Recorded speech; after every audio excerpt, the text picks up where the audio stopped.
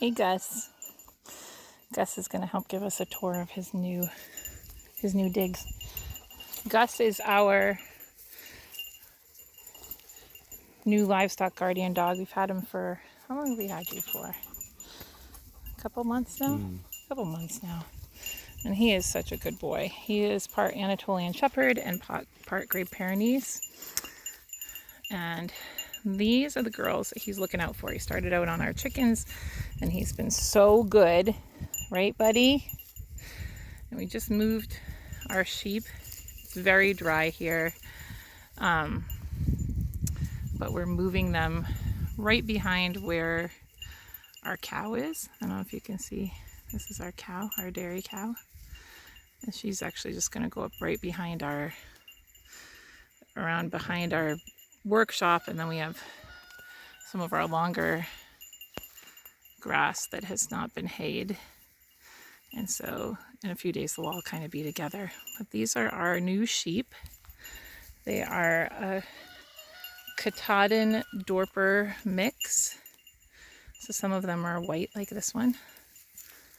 Some of them are brown like this little girl. And some are a mix. So Katahdin and Dorper sheep are hair sheep. Although they look pretty woolly right now, that's because they're only about, oh, can you get that string, babe? They're only like 6 or 7 months old, and they will keep that woolly coat for like the first year from what I hear. And then next year, when it's springtime, they will have shed their coats themselves. So you can see like there's one back there. She's kind of getting blocked by the other one. Let me see. But they shed their own coats. Kind of rub them off. See that, how it's sort of coming off on her? And so they'll look, next year they'll be like very sleek at this time of the year, and then they grow their wool back. But we don't have to shear them. So we're not raising these sheep for wool. They all kind of have their benefits, but we are raising them for a number of purposes. One of the reasons is that sheep can be really good for your land. The ruminants are really good for your land to rebuild your soil, especially if you have like an intensive rotational grazing system. And that's what we're trying to train them to. So we're trying to train them to, right now you can see those 3 strands of electric fence. So we've had them for about how long have we had them, Sean? 2 weeks? Maybe almost 3 weeks? Yeah, almost 3. Almost 3 weeks. Maybe just about 3 weeks. And so now they're starting to really get the rotational grazing part of this. So as soon as we moved them to the new pasture, they kind of were ready and they moved right away. Whereas in the beginning, they didn't really know what we were doing.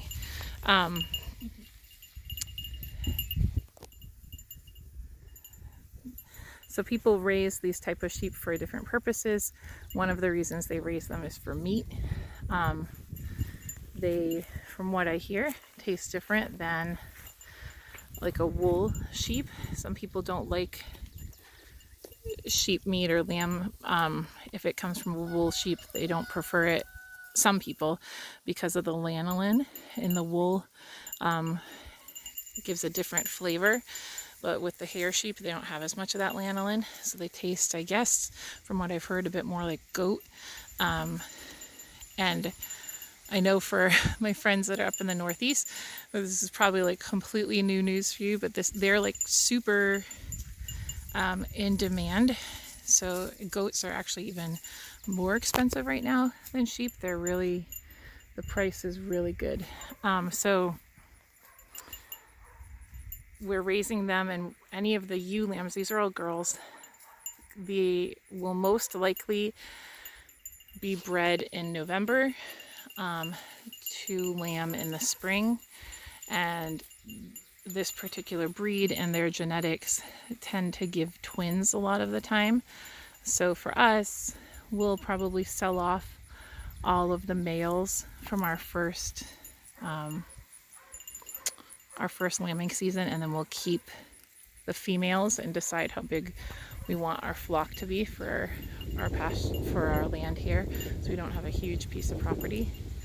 And then we rotate them.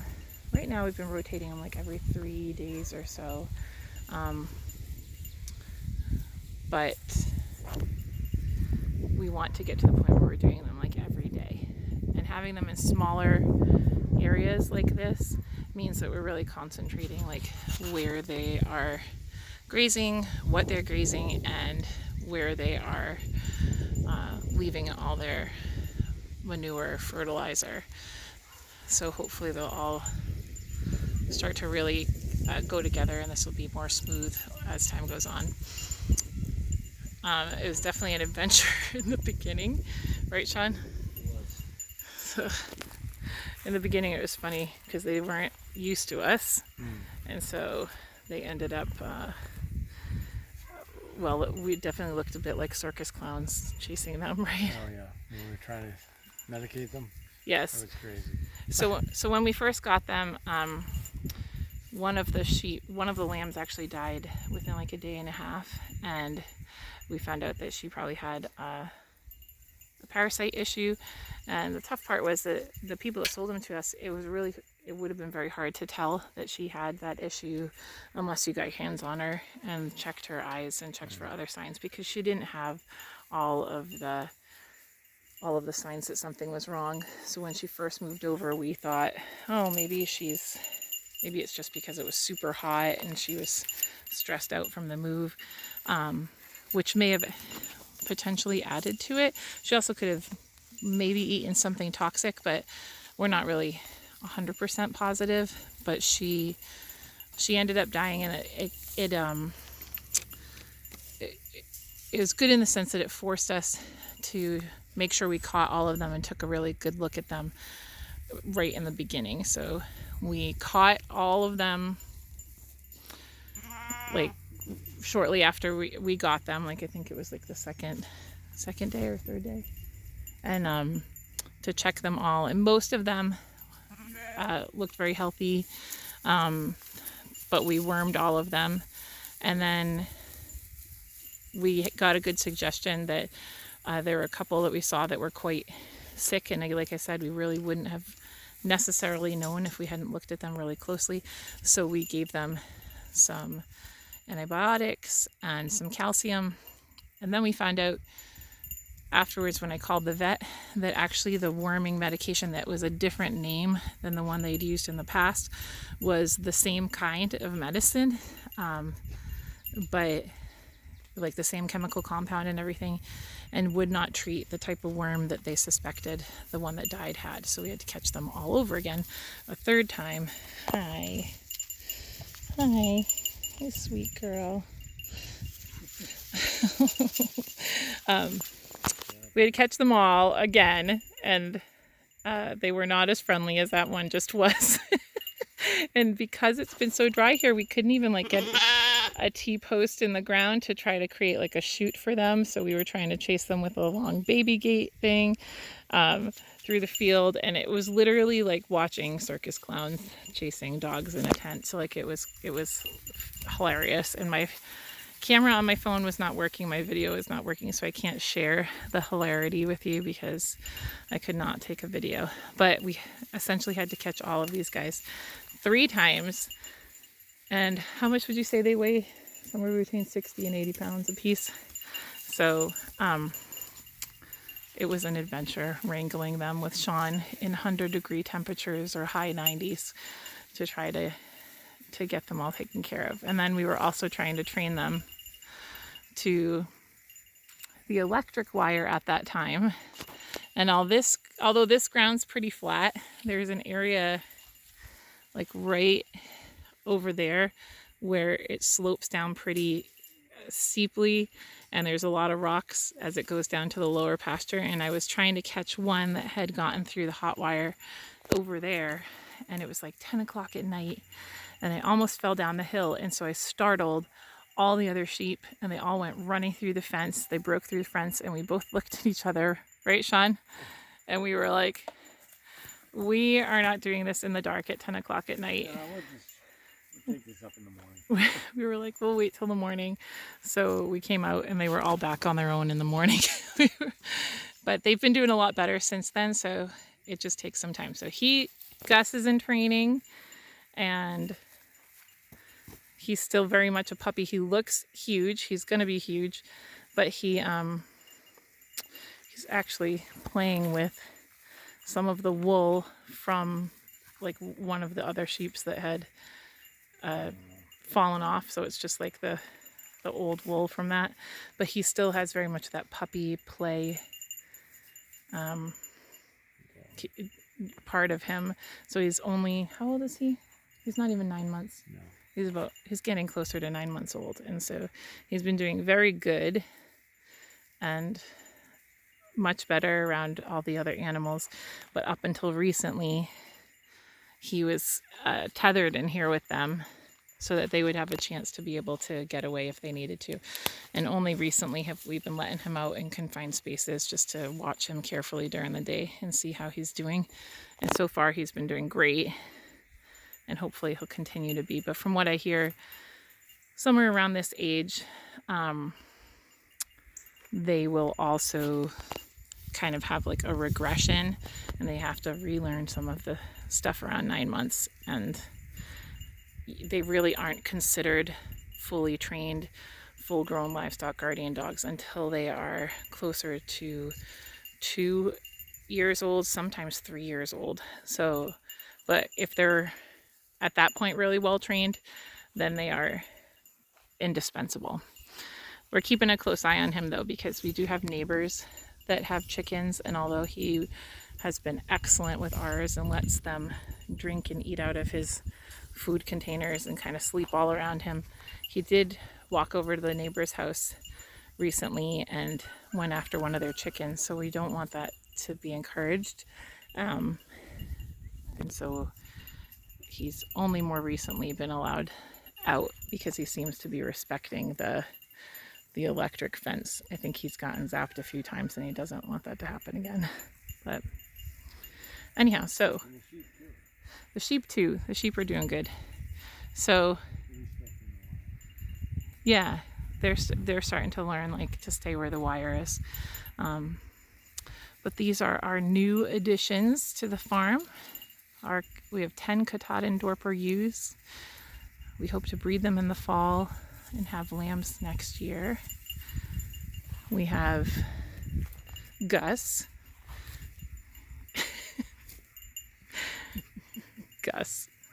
Gus, are you a good boy? Yes. Oh my gosh. The biggest puppy ever. You a good boy? Yeah.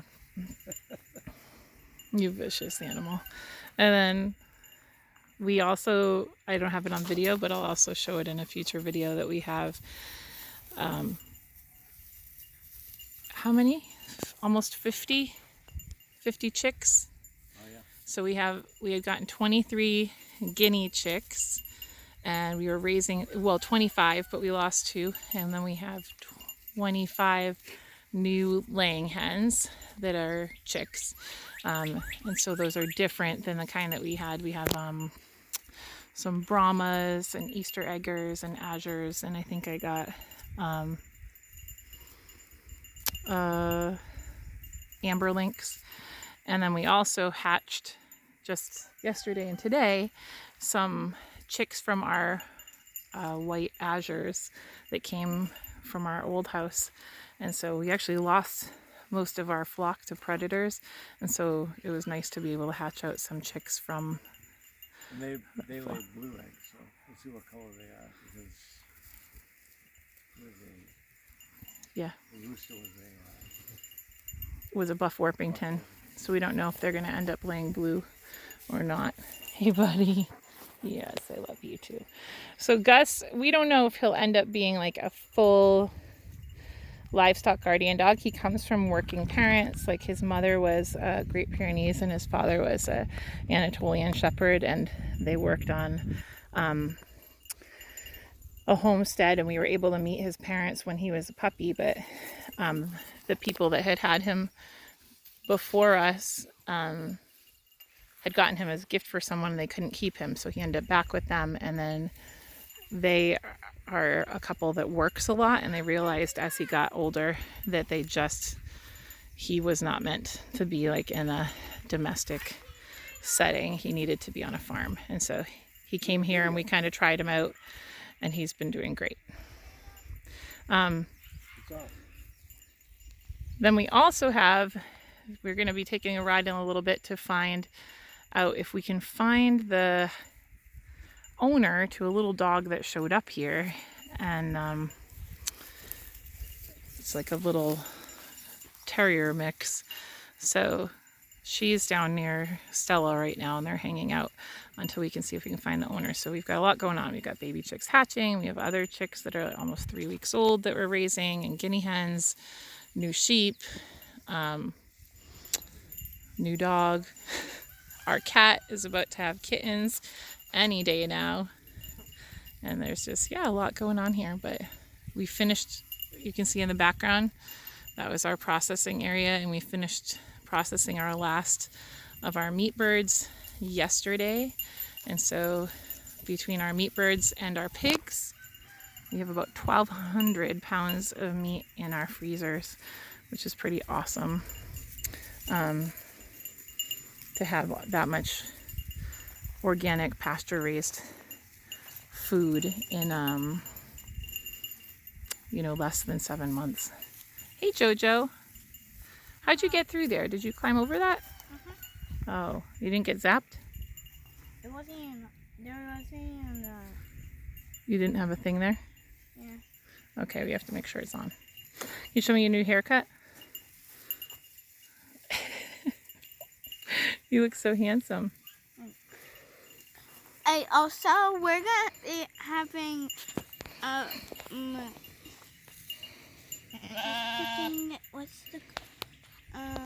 swim lessons tomorrow. That's right, you're gonna start swim lessons tomorrow, right? If we listen, we'll become really good swimmers. Yes, you have to use good listening ears, right? So swim lessons tomorrow and the following week for you guys and Mary at the pool, right? Oh, and we're going to be doing it for 3 days. And what's July for? What are we doing during July? We finished all the chicken processing. Yeah, we did all the chicken processes. So that we can do what as a family? Go swimming every day.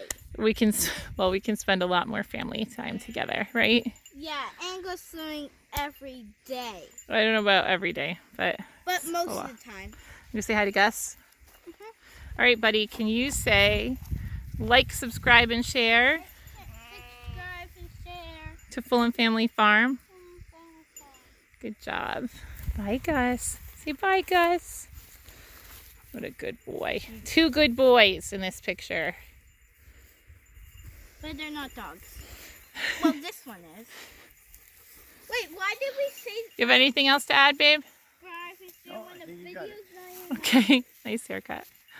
Love you. Love you.